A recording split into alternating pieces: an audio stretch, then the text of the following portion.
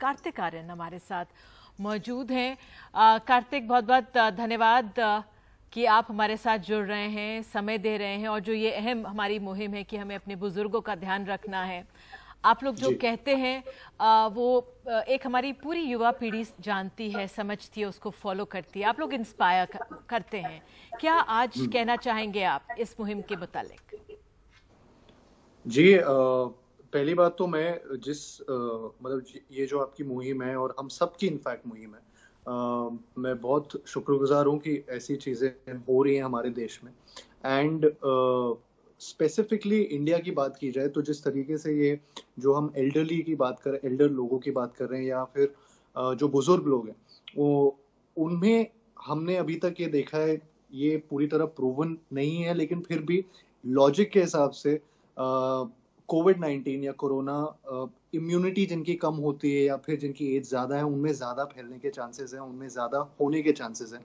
तो let's not be stupid, let's not be, थोड़ा हमें उनका ख्याल रखना ज़्यादा ज़रूरी है। इनफैक्ट मैं मेरे मम्मी-पापा को कहीं बाहर नहीं जाने देता, या अपनी फैमिली मेंबर्स में सबसे ज़्यादा काम जो यंगर लोग हैं, वही लोग करते हैं।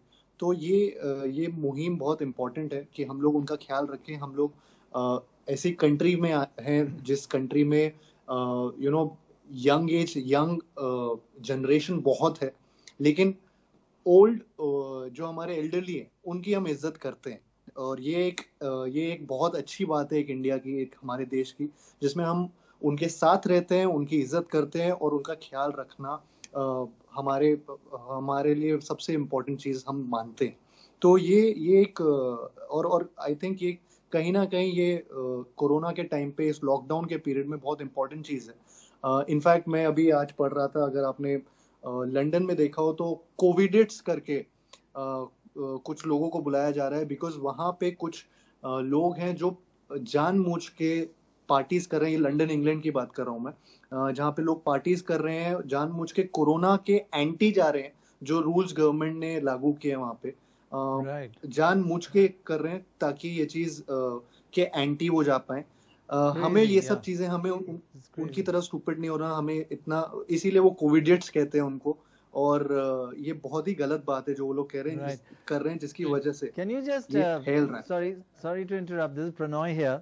A couple of things. One is, Yes, sir. people listen to you, and just to remind everybody and thank everybody that their donations are really important.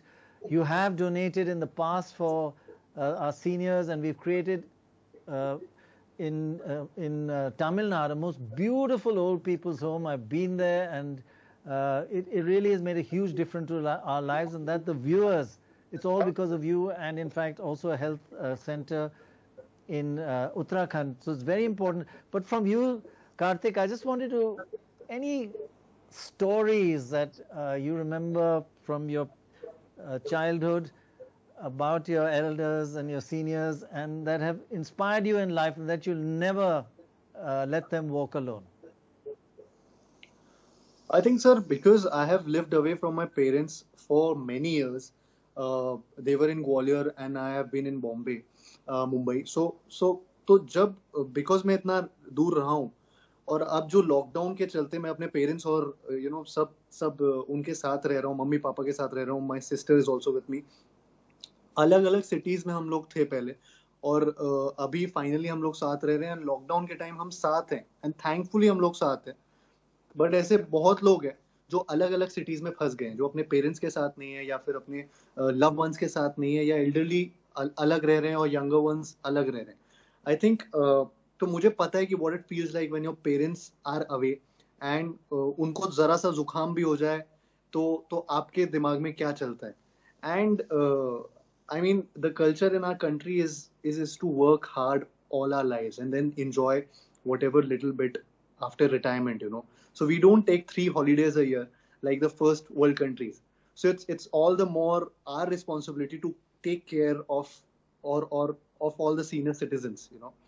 And मतलब मैं बस शुक्रगुजार हूँ कि मैं उनके साथ अभी रह पा रहा हूँ।